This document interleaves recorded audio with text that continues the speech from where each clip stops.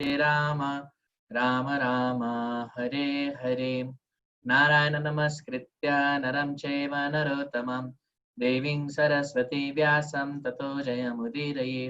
नष्टप्रायेषु भद्रेषु नित्यं भागवत सेवया भगवतीरुत्तमश्लोके भक्तिर्भवति नैष्टिकी। ॐ नमो भगवते वासुदेवाय। ॐ नमो भगवते वासुदेवाय। ॐ नमो भगवते वासुदेवाय। हरे कृष्णा। तो सभी भक्तों को आज के प्रसंग में स्वागत है। जैसे हम लोग ने कल देखा था कि यमदूत आए थे अजामिल को ले जाने के लिए,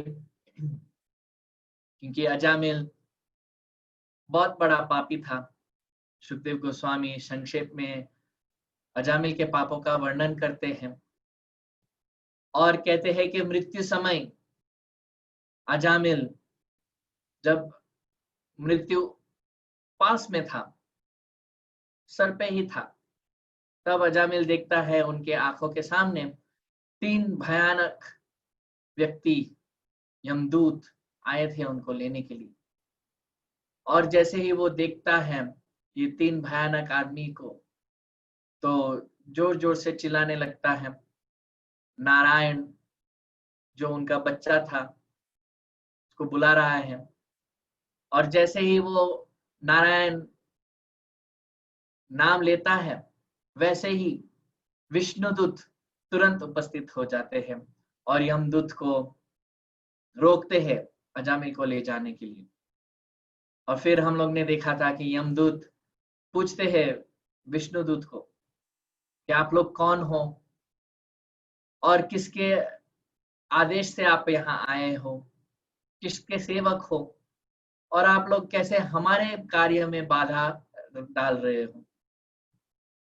तो अभी सुखदेव गोस्वामी कहते हैं कि ऐसे प्रश्नों जब यमदूत किए विष्णुदूत को, तो विष्णुदूत मुस्कुराए और गंभीर आवाज में, कैसा गंभीर था, जैसे मेघ जो है वो गरजाते हैं, ऐसा गंभीर आवाज में वो आगे जाके संबोधित करते हैं यमदूत को और ऐसे कहते हैं।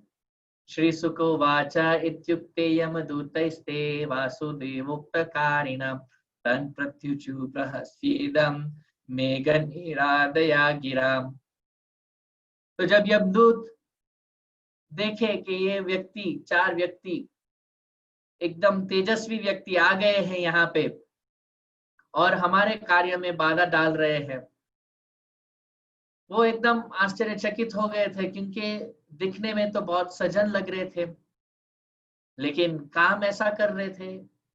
यमराज का जो शासन था उसके विरुद्ध जा रहे थे। ये यमदूत को ये बात हजम नहीं हो रहा था।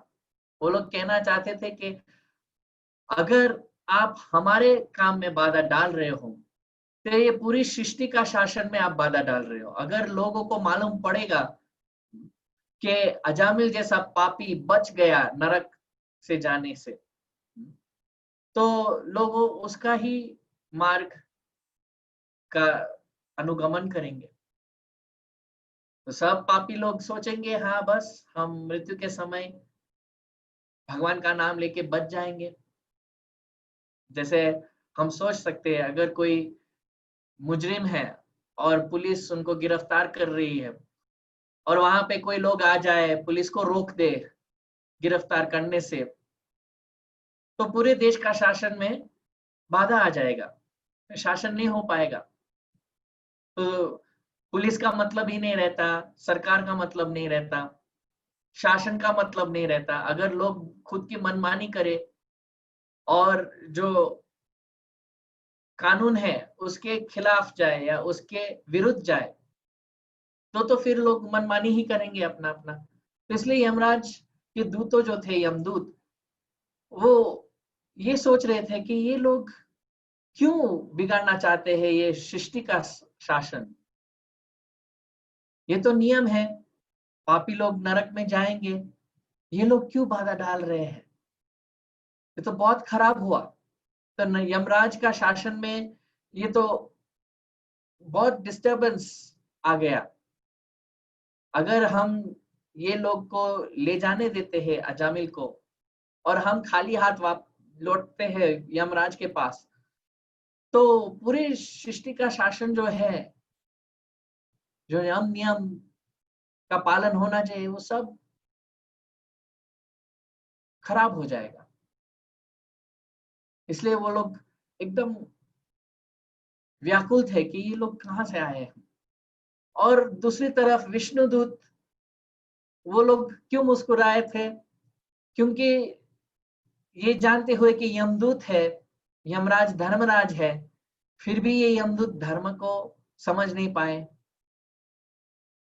ये लोग कह रहे हैं कि हम धर्म के रक्षक हैं, और जो अधर्मी है, जो पापी है, वो लोग को दंड देने के लिए हम आते हैं यहाँ पे, और अजामिल एक पापी है, उसको दंडित किया जाना चाहिए। लेकिन फिर भी वो धर्म के सिद्धांत नहीं समझ रहे हैं।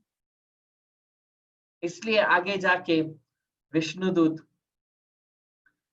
ये सोच के कि हाँ, तुम लोग हमको देख के डर गए हो। वास्तव में यमदूत डर गए थे, क्योंकि इतने तेजस्वी लोग, 4 भुजा वाले, अलग अलग शस्त्र हाथों में था, तो डर गए थे कौन से कौन है, और इतनी औकात है इनमें कि यमराज का शासन को चुनाव दे रहे हैं। तो वो लोग कह रहे अगर आप सच में यमराज के दूत हो तो ये साबित करना पड़ेगा। विष्णु दूत कह रहे हैं आप लोग हमको देख के डर गए, चोर जैसे हो, बदमाश हो, और यमराज का नाम ऐसे फालतू में ही उपयोग कर रहे हो। अभी आप हमारे हाथ आ गए हैं तो कहाँ भाग जाएंगे? कहाँ जाएंगे आप लोग? हम लोग छोड़ेंगे नहीं, क्योंकि धर्मराज वो तो धर्म जानते हैं, तो ऐसा गलती तो नहीं करते हैं ना। वो जो धार्मिक व्यक्ति है उसको नरक में क्यों लेने जाने के लिए आदेश देंगे? ऐसा तो गलती नहीं करेंगे, क्योंकि यमराज धार्मिक लोग को नहीं दंडित करते हैं। तो आप लोग यहाँ पे यमराज का नाम बिगाड़ने के लिए आए हो। और यमदूत सोच रहे थे कि ये व्यक्ति अजामिल, इतना बड़ा पापी को ये लोग धार्मिक बोल रहे हैं, ये लोग क्या कह रहे हैं? हमारा जो रिकॉर्ड था, यमदूत सोच रहे हैं, क्योंकि वो लोग आए थे यमराज के आदेश पर। ऐसे तो अपने आप नहीं आए थे, यमराज के आदेश पे आए थे वो अजामिल को ले जाने के लिए। तो रिकॉर्ड के हिसाब से पूरा पाप ही था अजामिल में।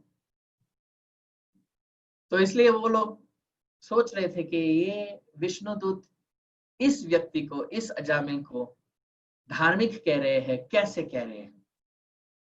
तो इसलिए आगे जाके विष्णुदूत कहते हैं, श्री विष्णुदूत ऊचु यूयं मय धर्मराजस्य यदि निर्देशकारिणा ऋत धर्मस्य नस्तत्वं यच्च धर्मस्य लक्षणम। कहते हैं अगर आप लोग सच में धर्मराजस्य, यमराज के निर्देशकारिणा, उनके आदेश को पालन करने वाले और आदेश को सच करने वाले हो, तो हमको ये बताओ कि धर्म के लक्षण क्या है और तत्व क्या है। धर्म से तत्व, धर्म का सिद्धांत क्या है, और अधर्म का लक्षण क्या है, ये चीज सारा हमको बताओ। दूसरे शब्दों में विष्णुदूत यमदूत को ये पूछ रहे थे, अगर आप कह रहे हो कि आप यमदूत हो, यमराज के निर्देशकारिणा, यमराज के आदेश के हिसाब से आप यहाँ पे आए हो, तो आपको इतना तो मालूम होगा कि धर्म क्या है और अधर्म क्या है। इसलिए तुरंत परीक्षा ले रहे हैं यमदूत की। आप लोग बताओ धर्म क्या है और अधर्म क्या है। वास्तव में जो सेवक है उनको ये तो मालूम ही होना चाहिए कि स्वामी के आदेश क्या है। तो अगर यमदूत है, जैसे कोई सरकारी नौकरी करता है, तो उसको ये जानना पड़ेगा ना कि सरकारी नियम क्या है। अगर सिटी काउंसिल का कोई ऑफिसर आ जाता है हमारे पास और कहता है कि ये गलत है, ये गलत है, वो गलत है, तो उसका मतलब है कि वो सिटी काउंसिल वाला जानता है नियम क्या है, और अगर वो नियम का उल्लंघन वो देखता है तो फिर वो कहता है यहाँ पे आप गलत हो, यहाँ पे फाइन भरना पड़ेगा, ये करना पड़ेगा। अगर वो सिटी काउंसिल का व्यक्ति कहता है कि मैं सिटी काउंसिल में काम करता हूँ और नियम का जानकारी ही नहीं है कुछ भी, तो वो ठीक नहीं है। तो वैसे ही यमराज के दूत, अगर यमराज के दूत है तो धर्म और अधर्म का तो लक्षण और तत्व सिद्धांत ये तो वो जानते ही होंगे। वैसे ही हम सब भक्त है इस कृष्णा भावनामृत आंदोलन में, तो हमको भी ये जानकारी होनी चाहिए कि ये कृष्णा भावनामृत आंदोलन है, उसमें क्या नियम है, क्या यम है, हम किस लिए यहाँ पे जुड़े हुए हैं, श्रील प्रभुपाद का इच्छा क्या है और आदेश क्या है, ये सब हमको जरूरी है जानने के लिए। नहीं तो कोई कोई पूछेगा कि ठीक है आप लोग इस्कॉन के लोग हो तो इस्कॉन क्या मानता है, अगर हम यही नहीं जानते हैं तो क्या कहेंगे, पत्थर खाएंगे। लोग बोलेंगे कि आप लोग सब मूर्ख हो, जानते भी नहीं हो क्या है और जुड़ गए। कुछ लोग ऐसे होते हैं, एक संस्था के साथ जुड़ जाते हैं लेकिन संस्था क्या है, क्या नियम है, क्या लक्ष्य है वो संस्था का, क्या गति है, ये कुछ नहीं जानते। तो अंधविश्वास नहीं होना चाहिए कि हाँ ठीक है मेरे सारे पड़ोसी लोग इस संस्था के साथ जुड़े हुए हैं और मेरे सारे मित्र इस संस्था के साथ जुड़े हुए हैं, या इस संस्था में मुझे कुछ सुविधा मिल रही है, कुछ लाभ मिल रहा है, इसलिए मैं जुड़ा हुआ हूँ। वो तो ठीक है, लेकिन संस्था क्या है और क्यों स्थापित किया गया है ये जानना बहुत जरूरी है। तो जितने भी भक्त लोग हैं इतना तो जानना होगा कि हम लोग इस्कॉन के साथ जुड़े हुए हैं, हम लोग इस कृष्णा भावनामृत संघ के साथ जुड़े हुए हैं, तो क्यों जुड़े हुए हैं, ये संघ के यम नियम क्या है, ये तो इतना तो सबको जानना होता है। श्री चैतन्य चरितामृत में लिखा गया है, सिद्धांत बलिय चिते न कर अलास, इहा है ते कृष्ण लागे सुदृढ़ मानस। जो साधक है उसको आलसाई नहीं करनी चाहिए सिद्धांत समझने में, क्योंकि उस पे वो वाद विवाद करेगा तो उनका मन जो है वो एकदम सुदृढ़, मतलब वो दृढ़ निश्चय से आगे बढ़ पाता है। और यह है कृष्ण लागे, उसका मन फिर कृष्ण में लगेगा। तो पिछले कुछ दिनों से हम ये सिद्धांत के बारे में ही ज्यादा चर्चा कर रहे हैं। क्यों? क्योंकि ये सिद्धांत जानने से, समझने से, इसके बारे में चर्चा करने से हमारा मन भगवान के प्रति लगेगा। ये भावुकता से नहीं है कि हाँ बस हम लोग भगवान कृष्ण अच्छे दिखते हैं, अच्छे तो दिखते ही है, लेकिन साथ साथ क्यों वो भगवान है वो भी जानने के लिए हमको प्रयास करना चाहिए। एक बार एक व्यक्ति था, फॉरेनर था, विदेशी था, वो गया इंडिया में, वो देखा इतना सारा मंदिर है यहाँ पे, तो भगवान कौन है, ऐसा तो नहीं हो सकता है ना सब भगवान है। क्योंकि एक दो आदमी को पूछा उन्होंने तो बोले सब सब सब भगवान है। वो बोला ना ना है, सब थोड़ी भगवान हो सकते हैं, अगर सब भगवान है तो भगवान का अर्थ ही क्या है, अगर सारे भगवान ही हैं तो कोई भगवान नहीं है। भगवान का अर्थ है कि वो विशेष है, नित्यो नित्यानानम चेतसा चेतनानम। सारे नित्य जीव जो है उनमें से एक नित्य है, सारे चेतन जो जीव है उसमें से एक जीव है, एको बहुनाम यो विदधाति कामान, और वो एक जीव सारे दूसरे नित्य और चेतन जीव का पालन पोषण करते हैं, वो है भगवान।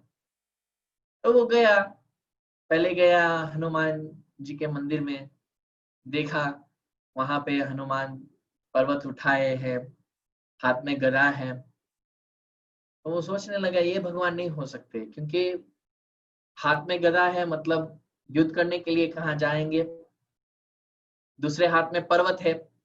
मतलब ये पर्वत कहाँ से कहाँ ले जा रहे हैं, कुछ काम होगा तो काम करते हैं, सेवा कर रहे हैं। बोले नहीं, ये नहीं हो सकता। फिर गए आगे थोड़ा तो शिव का मंदिर आया था। शिव के मंदिर में अंदर गए तो बोले यार शिव जी भी अच्छे तो दिख रहे हैं, लेकिन हाथ में त्रिशूल है। त्रिशूल का अर्थ है शस्त्र है, तो उसका अर्थ है कि युद्ध तो करते ही है, काम तो करते ही होंगे। अगर युद्ध करने की जरूरत पड़ी तो मतलब काम हुआ ना वो। तो नहीं नहीं, ये नहीं हो सकते। आगे गए, राम का मंदिर आया। बोले वो बहुत सुंदर दिख रहे हैं, लेकिन इसमें भी हाथ में बाण है, तो ये भी युद्ध करते होंगे, ये भी काम करते होंगे। तो ऐसे ही वो कोई सिद्धांत के बल से या शास्त्र पढ़ने से उसको कुछ ऐसा विचार नहीं आया था, बस देखने से ही वो विचार कर रहा था कि ऐसा ही होगा अपने मन में। फिर आगे गया, राधा कृष्णा का मंदिर आया। वहां पे गया तो बोले हाँ, ये भी सुंदर दिख रहे हैं। पास में राधा रानी भी है और हाथ में मुरली है, मतलब कोई काम नहीं है, बस मुरली बजाओ, आनंद लो, यही भगवान होंगे। तो हमको ऐसे विदेशी टूरिस्ट तरह हाँ, नहीं बनना चाहिए कि बस हाँ देख के ही हमारे मन में सोच लिया कौन भगवान है कौन नहीं है, लेकिन सिद्धांत जानने का प्रयास करना चाहिए। इसलिए हम लोग पिछले 4 दिन से यही बात कर रहे हैं सिद्धांत के बारे में। हमने देखा कौन व्यक्ति जाता है नरक में, नरक में बचने के कितने उपाय है। फिर यमदूत आए, कब आए, जब अजामिल का वक्त समाप्त हो गया था, उसको लेने के लिए आए। बहुत सारा सिद्धांत हम देख रहे हैं। तो इस सारे सिद्धांत में हमको आलस नहीं करनी चाहिए, क्योंकि ये सिद्धांत पे चर्चा करने से हमारा मन जो है वो दृढ़ निश्चय से भगवान कृष्ण के प्रति लगेगा। तो ये एक लाभ है चर्चा करने में सिद्धांत के बारे में। तो आगे जाके विष्णुदूत कहते हैं, पहले तो कहा कि धर्म और अधर्म का तत्व और लक्षण, सिद्धांत और लक्षण दोनों हमको बताओ। फिर आगे जाके कहा, कथम स्विद्रियते दंड किं वास्य स्थानम इप्सितम दंड्या किं कारिणः सर्वे अहो स्वित् कतिचिन्नम। आप कैसे दंड देते हो सबको, और किसको दंड दे रहे हो? क्या सबको दंड मिलता है या कुछ लोग को ही मिलता है? ये सारा प्रश्न हमारा, आप बताओ, उत्तर दीजिए। ऐसा तो नहीं है ना कि देश में कोई रहता है, कोई एक राष्ट्र में रहता है तो सारे के सारे दंडित होते हैं, सारे के सारे जेल में पड़े रहते हैं? नहीं, कुछ ही लोग जाते होंगे ना। ये विष्णुदूत पूछ रहे हैं कि आप दंड भी दे रहे हो तो कैसे, किस प्रकार का दंड दे रहे हो, क्यों दे रहे हो, और किसको दे रहे हो, ये सब बताओ। अगर हम देखें इस सारा पूरा जो सृष्टि है, भौतिक सृष्टि आध्यात्मिक सृष्टि दोनों को लेके, आध्यात्मिक सृष्टि को कहते हैं त्रिपाद। त्रिपाद का अर्थ है वो 3 गुना है इस भौतिक सृष्टि से। भौतिक सृष्टि एक पाद, मतलब एक चौथाई, और आध्यात्मिक सृष्टि है त्रिपाद, 3 गुना ज्यादा। तो आध्यात्मिक सृष्टि में जितने भी जीवात्मा हैं वो सब तो दंडित नहीं होते हैं, ठीक है। भौतिक सृष्टि में एक चौथाई जितने भी जीवात्मा है उसमें से 84 लाख योनियां हैं। तो 80 लाख योनि वो भी नहीं जाते हैं नरक में, क्योंकि 80 लाख योनि जो है वो सब निम्न योनियां हैं, जो पानी में रहती है, मछली इत्यादि, पैर पौधे, कीटाणु, पतंगा, इतना। फिर आगे जाके पक्षियां और पशुएं। तो 80 लाख योनि इनमें ही सब सब खत्म हो जाता है। 4 लाख योनि बचता है मनुष्य का, लेकिन उसमें भी 4 लाख योनि मनुष्य का है, उसमें ज्यादातर जो मनुष्य है वो देवता और दानव, दैत्य, नाग, गांधर्व, विद्याधर, सीधा चरण, ऐसे ज्यादातर लोग स्वर्ग में और उच्च स्थल में रहते हैं, तो वो लोग भी नहीं जाते हैं नरक में, क्योंकि वो सब पुण्य आत्माएं हैं। तो उनमें से जो धरती पे रहते हैं, और वो जो योनियां जो धरती में रहती है, उनमें से भी जो रज और तम गुण में है ज्यादा, वो लोग जाते हैं नरक में, क्योंकि वो लोग ज्यादा कर्म करते हैं। जो सत्व गुण में होता है, वो जानता है कि क्या करना चाहिए क्या नहीं करना चाहिए, क्या पाप है क्या पुण्य है, वो सब जानता है, इसलिए वो जाने का सवाल ही नहीं है उसको यमराज के पास। तो जितने लोग पाप करते हैं, वेद के विरुद्ध जाते हैं, जैसे हम लोग ने कल देखा कि पाप का अर्थ क्या है, वो लोग जाते हैं। इसलिए विष्णुदूत यहाँ पे पूछ रहे हैं कि कौन जाता है, क्यों जाता है, और उसको दंड कैसे दिया जाता है, और ये कौन देखता है कि ये लोग पापी है, ये लोग ने पाप किया, और पाप कौन बताता है।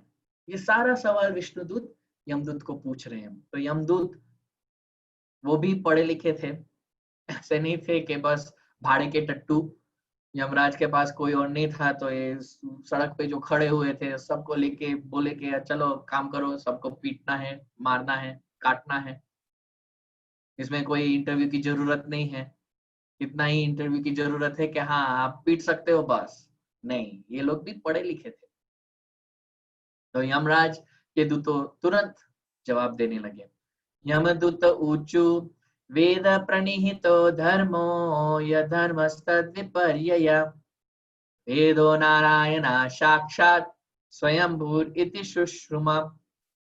हम लोग बात कर रहे हैं कि अजामिल नारायण का नाम लेके कैसे बच गया। तो यहाँ पे हम देख सकते हैं कि यमदूत भी नारायण का नाम लेते हैं, क्योंकि यमराज भी बहुत बड़े भक्त हैं नारायण के, महाजन है स्वयं। तो उनके दूत भी नारायण का नाम लेते। कुछ लोग इतने पापी होते हैं कि भगवान का नाम भी जीवा पे नहीं आता है, इतने पापी लोग। आप देखिए यहाँ पे यमदूत जो है, नारायण का शब्द, नारायण का नाम आराम से कहते हैं, आराम से बोलते हैं। तो सबसे पहले विष्णुदूत ने पूछा था धर्म और अधर्म के बारे में हमको बताओ। कहते हैं वेद प्रणिहित धर्मो, जो वेद में लिखा है वो है धर्म। अधर्मस्तद विपर्यय, जो वेद के विरुद्ध है वो है अधर्म। एकदम सरल सा परिभाषा दे दिया धर्म का और अधर्म का। धर्म वेद के अनुसार है, अधर्म वेद के विपरीत। और वेद क्या है? वेदो नारायण साक्षात, वेद नारायण ही है। पुराण में और अन्य वेदों में लिखा गया है जब से नारायण थे तब से वेदा था। ऐसा नहीं था कि नारायण ने वेद का निर्माण किया, नहीं। जैसे नारायण थे, जैसे ही वो थे वैसे ही वेद था। कहते हैं कि वेद जो है वो नारायण का श्वास है, नारायण भगवान का श्वास है। तो जैसे ही नारायण भगवान श्वास लेने लगे तब से वेद है। नारायण कौन है? स्वयंभू। मतलब वेद भी क्या है? स्वयंभू। स्वयंभू का अर्थ है कि अपने आप प्रकट हो गए, माता पिता की जरूरत नहीं थी, उसको बोलते हैं स्वयंभू। ब्रह्मा का भी नाम है स्वयंभू, क्योंकि वो कमल के फूल में उत्पन्न हुए, माता पिता की जरूरत नहीं थी। हालांकि हम जानते हैं वो कमल का फूल जो था वो भगवान विष्णु से ही आया, लेकिन कहते हैं क्योंकि उनके माता पिता नहीं है, ब्रह्मा जी भी स्वयंभू है, तो नारायण भी स्वयंभू है, वेद भी स्वयंभू है। और ये कहां से हम लोग कह रहे हैं? हम लोग थोड़ी हमारा खुद कह रहे हैं, यमदूत कहते हैं ऐसा। हम जो कह रहे हैं वो हम लोग ने सुना है। कौन से, किससे सुना है? यमराज, हमारे जो स्वामी है उनसे हम सुने हैं, यमराज से सुने हैं। तो तुरंत वो प्रमाण दे दिया कि प्रमाण क्या है? हमारे स्वामी यमराज। यमराज कौन है? महाजन है, उन्होंने कह दिया है, बस हो गया। तो वो लोग कैसे ये वेद का और ये ज्ञान प्राप्त किए? सुनने से, सुश्रुमा। ईशोपनिषद में 3 प्रकार के प्रमाण कहते हैं। एक तो है सीधा प्रमाण, जो हमारे इंद्रिय के द्वारा हम ज्ञान प्राप्ति करते हैं। अगर हम जानना चाहते हैं कि कोई चीज कैसे, कितनी गर्म है, कितना ठंडा है, तो छू लेते हैं, पता चल जाता है बहुत गर्म है, बहुत ठंडा है। लेकिन मात्रा में कितना गर्म है, कितना ठंडा है, वो छूने से हमको नहीं पता चलेगा। तो दूसरा हम प्रमाण उसमें उपयोग करते हैं, अनुमान। कितना गर्म होगा? वो आग जैसा गर्म है। कितना ठंडा है? बर्फ जैसा ठंडा है या होगा। इसको अनुमान कहते हैं। सूर्य कितना दूर होगा? अनुमान करके हम कुछ बोलते हैं, इतना दूर होगा, बहुत दूर दिख रहा है। लेकिन सीधा प्रमाण सूर्य का कितना बड़ा है, सूर्य तो बस इतना सा ही है, छोटा सा सिक्का जैसा। तो इसलिए ये दो प्रमाण जो है वो पूर्ण प्रमाण नहीं है, सीधा प्रमाण और अनुमान। लेकिन शब्द प्रमाण जो है वो पूर्ण प्रमाण है, उसमें कोई त्रुटि नहीं होती है। और वेद जो है वो शब्द प्रमाण है, क्योंकि वेद नारायण के द्वारा आया, नारायण साक्षात। तो ये वेद यमदूत ने यमराज के मुख से सुना, सुश्रुमा। लेकिन यमराज के दूत जो थे वो भागवत धर्म नहीं जानते थे। ये धर्म का उन्होंने परिभाषा कह दिया कि धर्म है मतलब वेद के अनुसार जो है वो धर्म है, वेद में लिखा गया है वो धर्म है। लेकिन भागवत धर्म नहीं जानते थे। भागवत धर्म क्या है? सर्वधर्मान् परित्यज्य मामेकं शरणं व्रज, अहं त्वं सर्व पापेभ्यो मोक्षयिष्यामि मा शुच। पूर्ण पुरुषोत्तम श्री भगवान कृष्ण कहते हैं भागवत गीता में कि धर्म ये है, मेरी शरण में आओ। दूसरे अन्य धर्म को, जितने भी धर्म है, सारे धर्म को त्याग के मेरी शरण में आओ। अगर हम ये करते हैं तो ये इसको कहते हैं धर्म। भगवान का आदेश का पालन, भगवान कह रहे हैं मेरी शरण में आ जाओ, अगर हम ये करते हैं तो हम धर्म का पालन करते हैं। अर्जुन जब युद्ध भूमि में थे और सामने उन्होंने देखा कि मेरे सारे भाइयों, गुरु, स्वजनों सब तैयार है मेरे साथ युद्ध करने के लिए, इस राज्य के कारण, तो वो धार्मिक भावना में आ गए और कहने लगे कि नहीं, मुझे ये युद्ध नहीं करना है, ये तो मेरे स्वजन है। तो क्या है, ये लोग लालची है, वो लोग को राज्य चाहिए, मुझे नहीं चाहिए, मैं तो धर्म का पालन करूंगा। जो आवश्यक नहीं है युद्ध करने का, मैं क्यों करूं?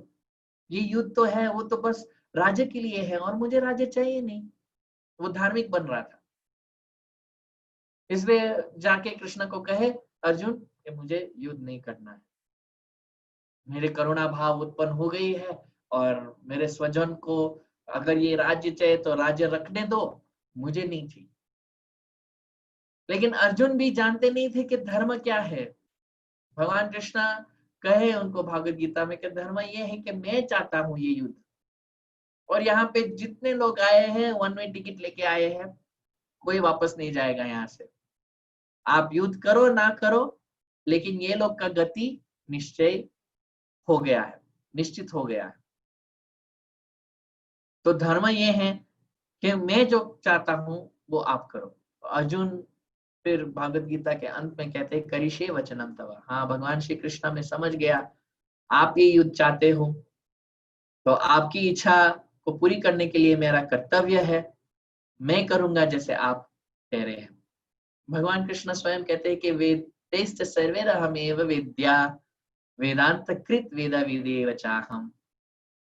सारे वेदों का ज्ञान जो है वो किस लिए है? मुझे जानने के लिए। मैं हूं वेदांत, वेद का अंत मैं हूं, भगवान कृष्ण या नारायण। तो प्रश्न उठेगा नारायण कौन है? हम क्यों नारायण का सुने? ठीक है, वेद है, जो भी है उन्होंने कहा है और वेद के हिसाब से धर्म है, वेद के विपरीत अधर्म है, लेकिन नारायण कौन है? हम क्यों उसका सुने? हम क्यों हमारा खुद का वेद ना निकाले और उसका पालन करे। तो कहते हैं यमदूत, येन स्वधाम्यमी भाव रज सत्वतमो मया गुणनाम क्रिया रूपे विभवन्ते यथा ततम। नारायण कौन है? उनके खुद के धाम में जो रहते हैं, स्वधामनी, और शक्ति से, उनकी शक्ति से सारा सृष्टि का पालन पोषण करते हैं। ये सृष्टि जो 3 गुण से बना हुआ है, सत्व, रज और तम, जो शासन करते हैं, नियंत्रित करते हैं पूरे सृष्टि को, वो है नारायण। और नारायण कौन है? जो सारे जीवात्मा को अलग अलग गुण, अलग अलग शरीर, अलग अलग वर्ण और आश्रम देते हैं, अलग अलग रूप देते हैं। नारायण कौन है? सर्व कारण कारणम। यमदूत कहते हैं नारायण है जो सारे जड़, इस सृष्टि के जो जड़ है वो नारायण है। इसलिए जब नारायण कहते हैं कुछ, वो वेद माना जाता है और वो वेद का पालन करना ही धर्म है। कुछ कुछ लोग होते हैं, बोलते हैं कौन है, सृष्टि के पीछे कोई है नहीं, सृष्टि अपने आप चल रही है, हम तो नहीं देखते कोई सूर्य को निकालता है हर सुबह, या तो बादल को निचोड़ के वो सब पानी वर्षा के रूप में देता है। नहीं, हम लोग तो कोई नहीं देखते, वो तो अपना आप चलते हैं, सृष्टि अपना आप चल रहा है। बीज डालो धरती पे, उस पे पानी डाला और रोशनी आ गई और पौधा उत्पन्न हुआ उसमें से, अपने आप चल रहा है वो। लेकिन ये मूर्खता है, ऐसा कहना है कि ये कलम जो है वो अलग अलग भाषा में लिख सकती है, संस्कृत में, इंग्लिश में, हिंदी में। तो ये कलम कितना अच्छा है, कितना भाषा वो जानता है वो। कलम कुछ नहीं जानते, कलम के पीछे हाथ है, हाथ के पीछे एक व्यक्ति है, व्यक्ति जानता है इतनी सारी भाषा, तो कलम को उपयोग करके सारी भाषा लिखता है।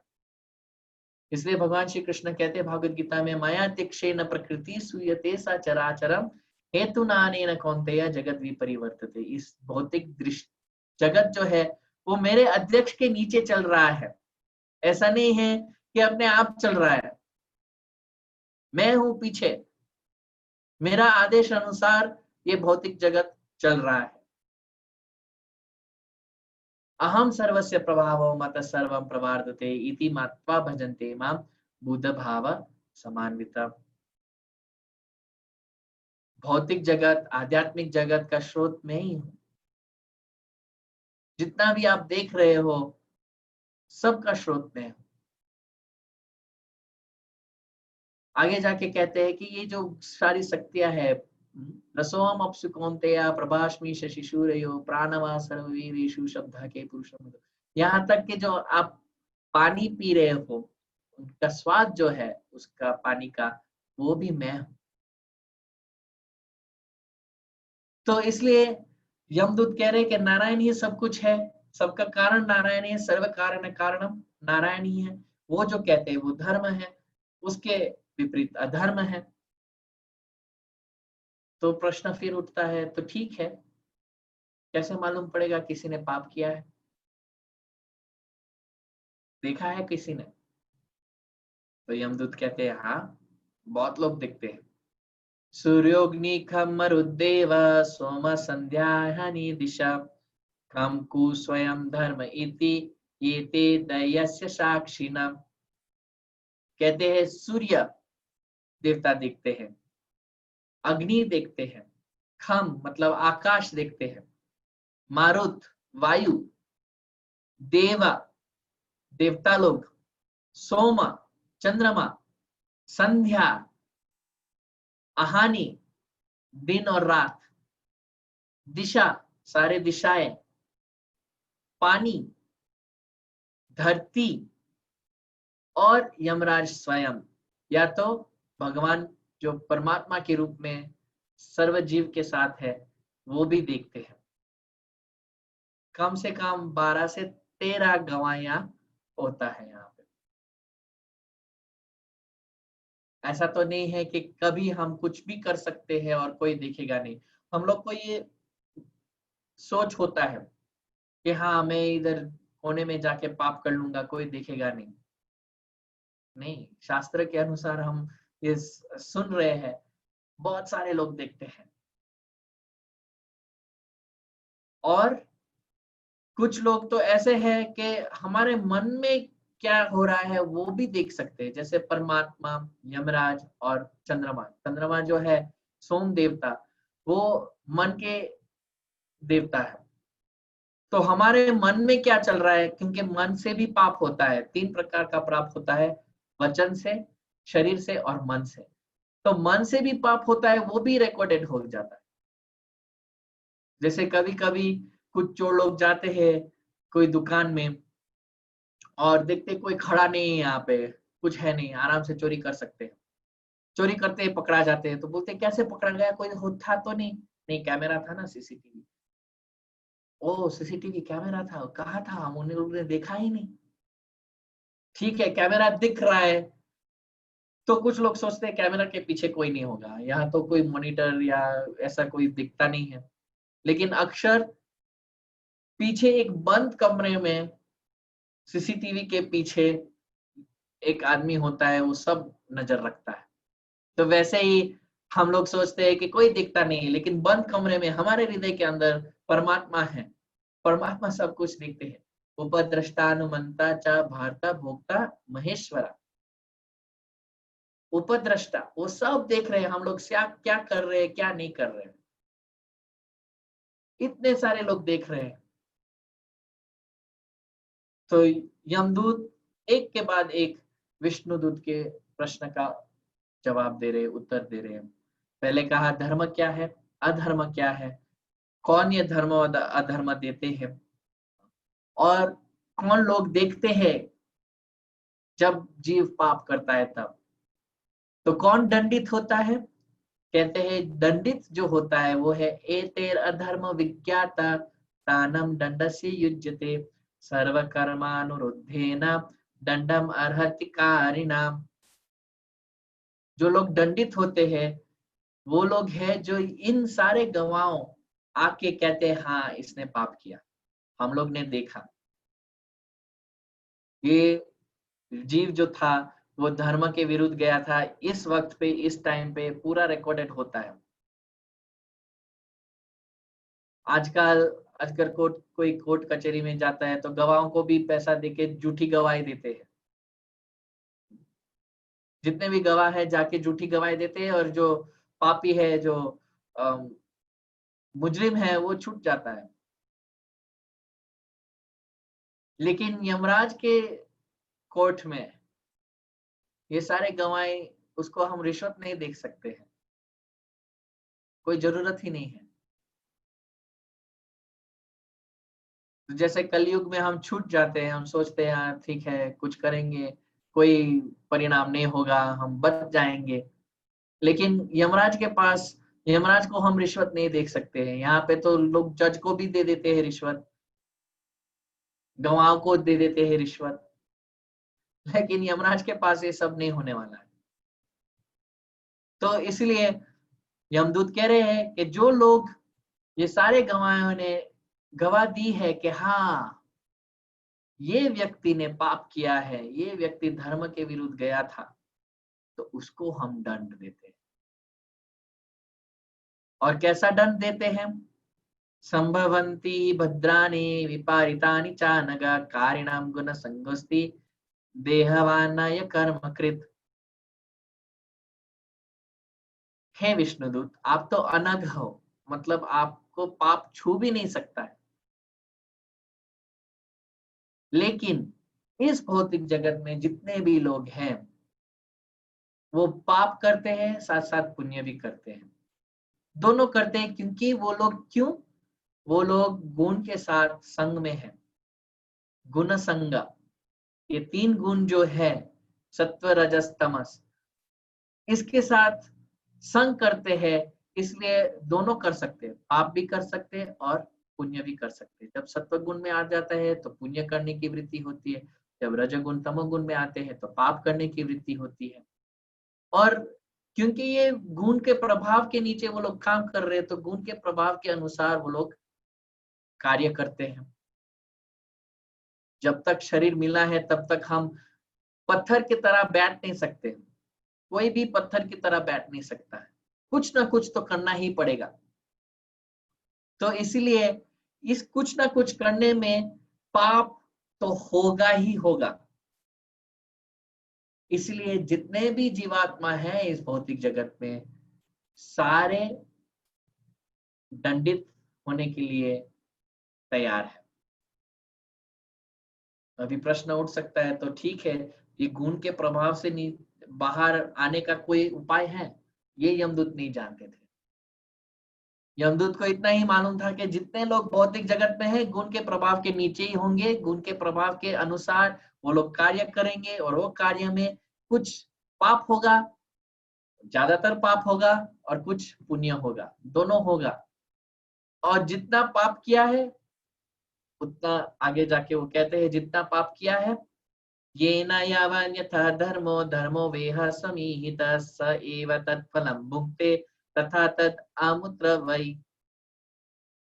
जितना पाप किया है या जितना पुण्य किया है, उसके अनुसार उसको उतना भुगतना पड़ेगा। क्या भुगतना पड़ेगा? सुख या तो दुख। ऐसे यमदूत बहुत अच्छी तरह विष्णुदूत का जितना भी प्रश्न था उसका उत्तर दे रहे हैं। तो उपाय क्या है? उपाय तो भगवत गीता में दिया गया है। भगवान श्री कृष्ण कहते हैं, माम चयो व्यभिचारेण भक्ति योगेन सेवते सगुणान समतीतान ब्रह्म भूयाय कल्पते। अगर कोई मेरी अव्याभिचारिणी भक्ति, शुद्ध भक्ति करता है, तो इन तीन गुण का प्रभाव से बाहर आसानी से आ जाता है। ये था उपाय, लेकिन यमदूत ये नहीं जानते थे। ऐसा भी नहीं है कि ठीक है, हम लोग ने पुण्य भी किया है, पाप भी किया है, तो दोनों अगर आधा आधा कर लेते हैं हम, तो हिसाब बराबर हो गया, हमको यमराज के पास जाने का जरूरत नहीं है ना। ऐसा नहीं है हम लोग ने पुण्य किया और साथ ये पाप किया तो दोनों का हो गया खत्म, हिसाब क्लियर। नहीं, जो पुण्य किया है वो अलग है। पाप पुण्य को नहीं काट सकता है, पुण्य पाप को नहीं काट सकता है। दोनों अलग अलग भुगतना पड़ेगा। कुछ लोग ऐसा कहते हैं, ठीक है मैंने पाप कर दिया तो चलो दान दे देते हैं इतना सारा। वो सुखदेव गोस्वामी का उपाय था पहले प्रयाश्चित में, लेकिन ऐसा नहीं होता है। पुण्य जो है, पाप जो है, अलग अलग होता है। ऐसा भी नहीं है कि ठीक है मैंने पाप किया लेकिन मैं किसी को नौकरी पे रख देता हूँ कि मेरे लिए वो पाप जाके भोग दे। एक शिकारी था, उसका नाम था मृगारी। मृगारी को बहुत आनंद आता था जब वो शिकार करने के लिए जाता था। तो जितने भी जानवर वो मारता था, तो आधा ही मारता था, जान से नहीं मारता था। पीड़ित और तर्पित अवस्था में वो जानवरों को देख के बहुत ही खुश होता था। जब जानवर एकदम पीड़ित होता है दर्द से, मृगारी बहुत खुश होता था, ओहो कितना अच्छा शिकार मैंने किया है। तो एक दिन नारद मुनि वहां से जा रहे थे, तो वो देखे कि ओहो इतना सारे जानवर बहुत पीड़ित अवस्था में है, ये अच्छा नहीं है। अगर शिकार करना है तो जान से ही मार दो ना, आधा क्यों मार रहे हो? तो देखा तो मृगरारी उधर खड़ा था, हंस रहा था, देख रहा था सारे जानवरों को पीड़ित होने में। नारद मुनि कहे उनको कि ये तो बहुत खराब है, आप ऐसा कर रहे हो, ये अनुचित है। आपको सारे जानवरों को जान से ही मार देना चाहिए, आप क्यों आधा मार रहे हो? बोले नहीं, मुझे मजा आती है। नारद मुनि कहा, अच्छा, क्या आप जानते हो कि अगर आप इन जानवरों को ऐसी पीड़ित अवस्था में छोड़ देते हो तो आपका क्या होगा? बोले क्या होगा, कुछ करेगा तो नहीं है। नारद मुनि फिर दिव्य दृष्टि दिखाया मृगरारी को कि जब आप इस शरीर को छोड़ेंगे आपकी गति क्या होगी। मृगरारी को दिखाया, आप जाएंगे नरक में, और ये सारे जानवर जितने भी आपने मारे हैं आज तक, सारे जानवर वहां नरक में आपका इंतजार करेंगे, और आपने जितना पीड़ा दिया वो सबको, वो लोग आपको देंगे। और मृगारी ये देख के बहुत ही डर गया। कहने लगा ये क्या सच है? नारद मुनि, हाँ बहुत सच है, बिल्कुल सच है। बोले लेकिन ये मैं शिकार जो कर रहा हूँ मेरे लिए थोड़ी कर रहा हूँ, मेरा तो घर परिवार है, उसको पालन करने में भी ये कर रहा हूँ, ये तो मेरा पेशा है। अगर मैं खाना नहीं लेके जाऊंगा घर पे तो मेरे बच्चे बीबी क्या खाएंगे? तो नारद मुनि कहा ठीक है, आप जाके उन लोगों को पूछ लीजिए कि ये जो पाप का परिणाम है, क्योंकि आप उनके लिए कर रहे हो, तो क्या वो लोग को आ, भोग ये पाप का जो परिणाम है उसमें आपका भागीदार रहेंगे भोगने के लिए? तो वो तुरंत गया घर पे, बोले बच्चे को कि मेरे बच्चे लोग, आप लोग खा रहे हो हर दिन में जो मांस लेके आता हूँ घर पे, तो क्या अभी मुझे पता चला कि ये मांस का तो बहुत बड़ा बिल है, तो आप बिल भरोगे मेरे साथ? जो पाप का परिणाम है आप भोग देंगे हमारे साथ? तो बच्चे कहा कि हम लोग थोड़ी कह रहे कि आप मांस ला के आओ, आप तो सब्जियां भी लेके आ सकते हो। आप मांस लेके आ रहे हो तो पाप तो आप ही कर रहे हो, पाप तो आपको ही भुगतना पड़ेगा, हम क्यों भोगते? और हम तो बच्चे हैं, जो माँ बाप देंगे वही हम खाएंगे, तो सारा दोष तो आपका ही है, हमको क्यों कह रहे हो? बोले अरे रे, ये तो मेरे बच्चे तो पता नहीं कौन से लॉ स्कूल में गए ये लोग, ये तो उल्टा ही मेरे पे ही डांट रहे हैं कि मैंने पाप किया है तो मुझे ही भुगतना पड़ेगा। तो बोले कि ठीक है, बीबी के पास गया, पत्नी के पास, पत्नी को बोला कि मैं आपके लिए इतना सारा खाना मांस लेके आता हूँ, तो अभी मुझे पता चला ये मांस का तो बहुत बड़ा बिल है, तो आप मेरे साथ चलेंगे परिणाम को भुगतने के लिए? तो बीबी बोली मैं तो सिर्फ खाना ही पकाती हूँ ना, मारती तो नहीं, तो मुझे तो आप जो देंगे वही पकाऊंगी ना, मैं क्यों जाऊं आपके साथ? बहुत दुखी होके मृगराड़ी वापस नारद मुनि के पास आते हैं और कहते हैं कि हाँ आप सब सच कहा, मेरे कुछ भी लोग परिवार के जो लोग हैं वो तैयार नहीं है मेरे साथ ये पाप भुगतने के लिए, तो अभी मुझे क्या करना चाहिए? तो नारद मुनि कहा अभी ये सारा पाप छोड़ दो, अभी भगवान के चरण कमलों में आपका मन स्थित कर दो। तो वो बोले कि ठीक है, ये तो ठीक है, लेकिन मैं खाऊंगा क्या? नारद मुनि कहे नहीं, आपको आपका जो पालन है, पोषण है, वो सब भगवान कर लेंगे, सब इंतजाम हो जाएगा, बस आप यहाँ बैठ के भजन करो। क्या भजन करना था?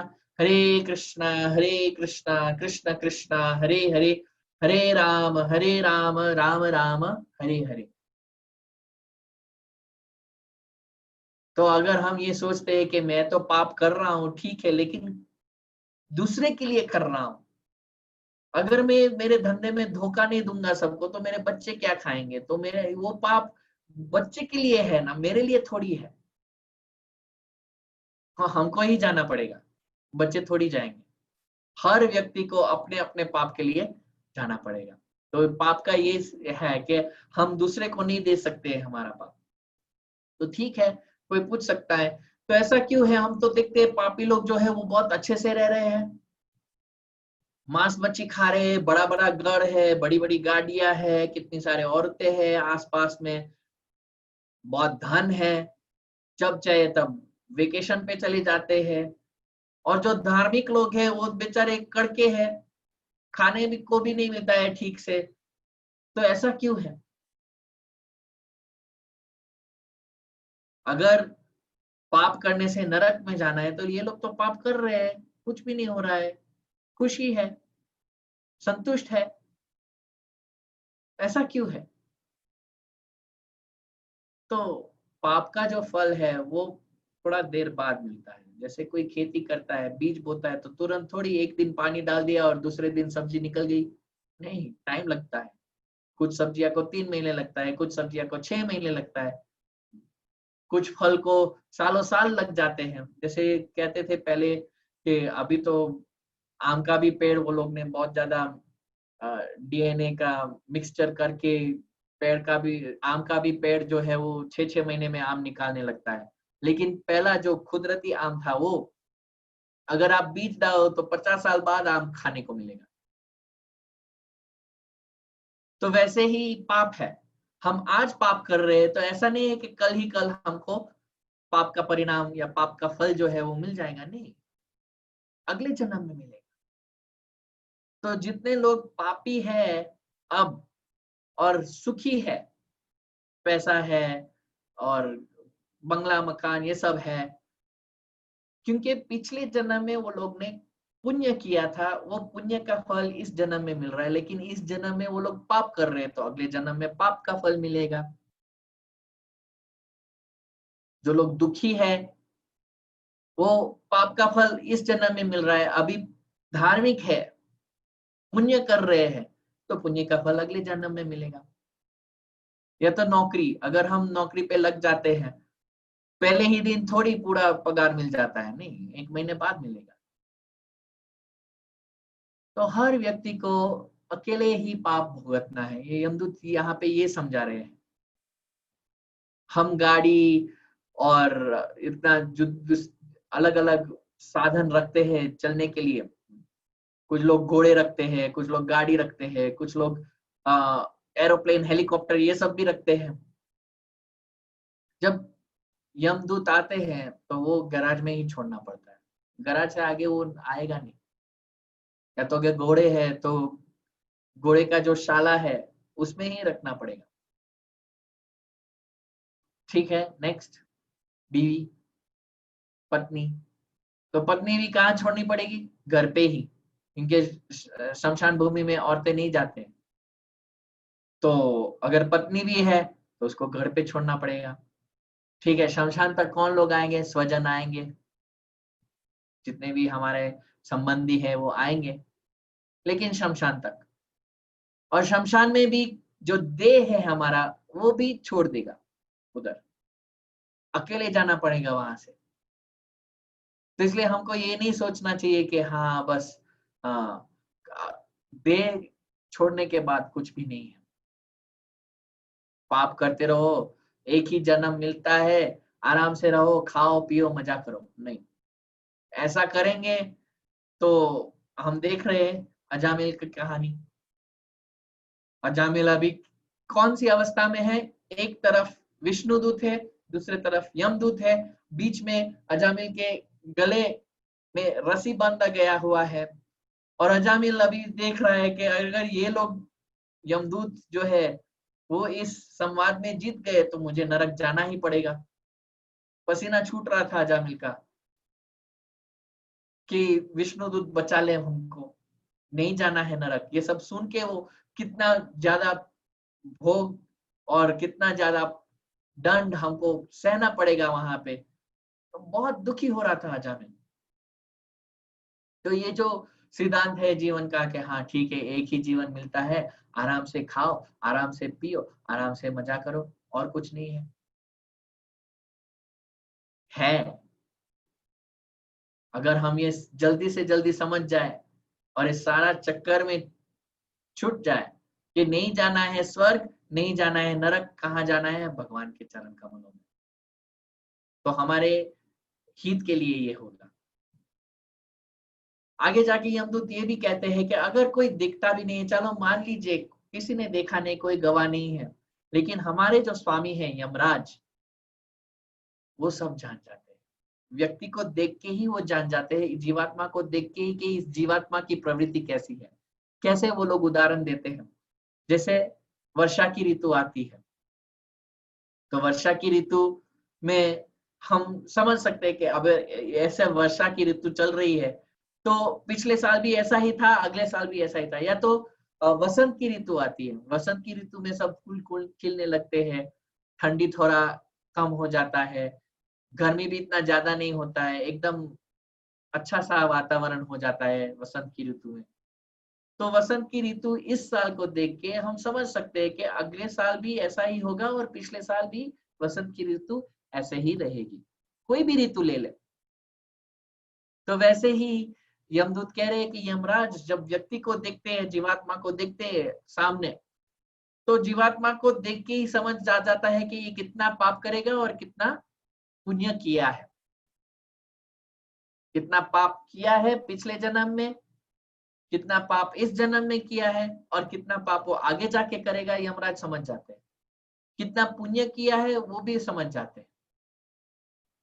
तो इसलिए वो कहे कि अगर आप मान भी लीजिए कि कोई गवाह नहीं है, कोई गवाह नहीं है आपके पापों का, तो फिर भी हमारे जो स्वामी हैं यमराज, वो समझ जाएंगे देख के ही, क्योंकि यमराज जो है उनके पास ये शक्ति है, सारे जीवात्माओं के हृदय में वो बसते हैं परमात्मा जैसे, और देखते हैं क्या क्या हम कर रहे हैं, हमने क्या किया वो भी देख लिया था, हम क्या कर रहे हैं वो भी समझ रहे हैं, और आगे जाके कैसे करेंगे वो भी समझ जाते हैं। कुछ बच्चे लोग होते हैं ऐसा, हम उदाहरण दे सकते हैं कि अगर कोई बच्चा नर्सरी में बहुत अच्छा था पढ़ाई में, सारे 100% लेके आता था, प्राइमरी में भी, तो वो बच्चा को देख के हम समझ सकते हैं हाँ आगे जाएगा तो उसमें भी पढ़ाई में तो बहुत अच्छा ही रहेगा। तो वैसे ही यमराज वो जानते हैं सारा जो है वो भगवान पे निर्भर है।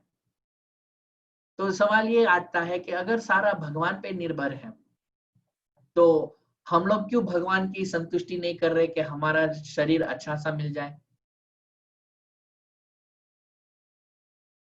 अंध्य तमस, हम अंधकार में है। जब व्यक्ति अंधकार में होता है वो भूल जाता है, भूतकाल को भूल जाता है और आने वाले काल को भूल जाता है, यही शरीर बस सब कुछ है। जैसे पशु, पशु को मालूम नहीं है, ये ज्ञान नहीं होता है कि पिछले जन्म में क्या हुआ था, अगले जन्म में क्या होगा, बस इस जन्म में खाना पीना सोना, इसमें ही पूरा जन्म व्यर्थ कर लेता है। तो इसी तरह जब जीवात्मा भी कोई पाप करता है तो इसमें कोई आश्चर्य की बात नहीं है, क्योंकि वो जानता नहीं है, वो भूल गया, पिछले जन्म का भूल गया, आगे वाले जन्म को भी कोई ज्ञान नहीं है, तो इसलिए इस शरीर से क्या करेगा, पाप ही करेगा।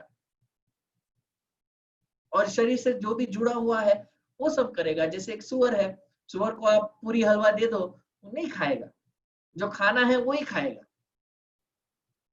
तो वैसे ही जीवात्मा जो है, क्योंकि भूतकाल नहीं है, अगले अगले क्या होगा अगले जन्म में वो भी नहीं ज्ञात है, तो पाप करेगा ही करेगा।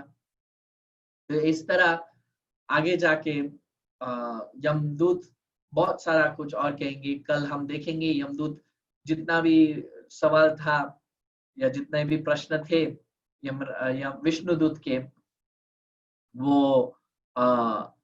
उत्तर देंगे और विष्णुदूत फिर यमदूत को उत्तर देंगे।